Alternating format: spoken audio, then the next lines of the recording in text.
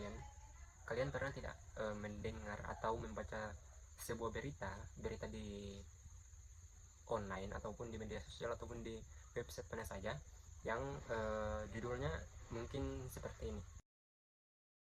Nah, ataupun pernah mendengar atau menonton secara langsung di televisi maupun di media mana saja, ada orang yang memberikan berita atau menyampaikan sebuah berita, tapi dia bilang gini, halo guys, stay tune, kita akan come back soon.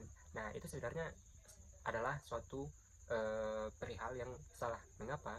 Karena ada peraturan presiden yang menegaskan mengenai hal ini. Jadi teman-teman sekalian, dalam peraturan presiden nomor 63, tepatnya pada pasal 41 ayat 1 itu menyebutkan bahwa penggunaan bahasa Indonesia wajib digunakan dalam informasi melalui media massa. Jadi kata wajib ini bukan hanya sebagai atau sekedar anjuran, tetapi kata wajib di sini itu adalah sebuah kewajiban hukum. Jadi artinya setiap informasi yang disebarkan melalui media online atau media massa itu harus menggunakan bahasa Indonesia yang baik dan benar menurut KBBI. Kemudian apa sih yang dimaksud dengan media massa ini? Nah, jadi dalam pasal 43 ayat 2 itu menyebutkan bahwa media massa mencakup 3 jenis. Yang pertama adalah media cetak seperti koran dan majalah. Nah, kemudian yang kedua yaitu media elektronik seperti televisi dan juga radio.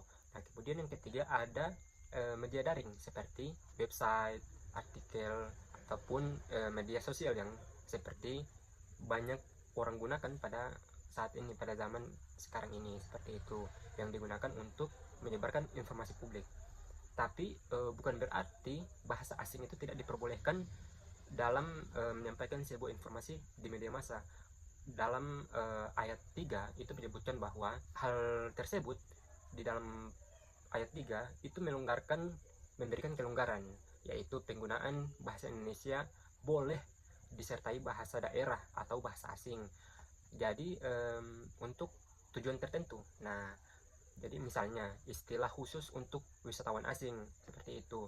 Yang penting bahasa Indonesia tetap menjadi yang paling utama dalam atau pada saat penyampaian informasi seperti itu. Oke, jadi teman-teman sekalian, saya akan membahas atau memberikan contoh mengenai pembahasan atau penyampaian sebuah berita pada media massa yang salah. Contohnya seperti ini. Halo guys, jadi pada saat ini kita akan membahas mengenai atau kita akan memberikan update terbaru soal earthquake yang terjadi kemarin. Jadi kemarin itu buat yang belum tahu, magnitude-nya itu cukup besar dan warga diminta untuk stay calm. Nah, jadi teman-teman sekalian, itu adalah versi salah dalam penyampaian sebuah berita di media massa. Nah, untuk contoh yang benarnya seperti ini. Halo semuanya, hari ini kita akan membahas kabar terbaru mengenai gempa bumi yang terjadi kemarin. Kemarin gempanya itu cukup besar dan para warga diminta untuk tetap tenang. Nah, jadi seperti itu. Itu adalah sebuah pembawaan berita atau penyampaian sebuah informasi yang benar dengan menggunakan bahasa Indonesia menurut KBBI. Jadi dalam konteks tertentu istilah asing itu boleh digunakan sebagai padanan. Contohnya saat membahas topik mengenai geologi, contohnya seperti ini. Para peneliti mencatat peningkatan aktivitas seismik atau seismic activity di kawasan tersebut berdasarkan data rekaman seismograf. Nah, jadi intinya ada 3 hal penting dari pasal 41 ini dalam peraturan presiden nomor 63 tahun 2019. Yang pertama yaitu semua media massa di Indonesia wajib menggunakan bahasa Indonesia. Nah, kemudian yang kedua, aturan ini berlaku untuk media cetak, kemudian elektronik, dan juga media online.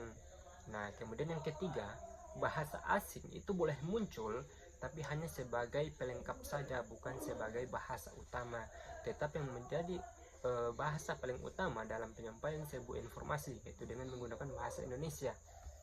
Nah, ini bukan soal anti bahasa asing, tetapi ini soal menjaga identitas kita sebagai bangsa. Bahasa Indonesia adalah salah satu pemersatu kita dari Sabang dengan sampai Merauke. Jadi seperti teman-teman mengenai pasal 41 ayat 1 sampai dengan 3 dalam peraturan presiden nomor 63 tahun 2019. Terima kasih, sekian dari saya. Sahrul Hai.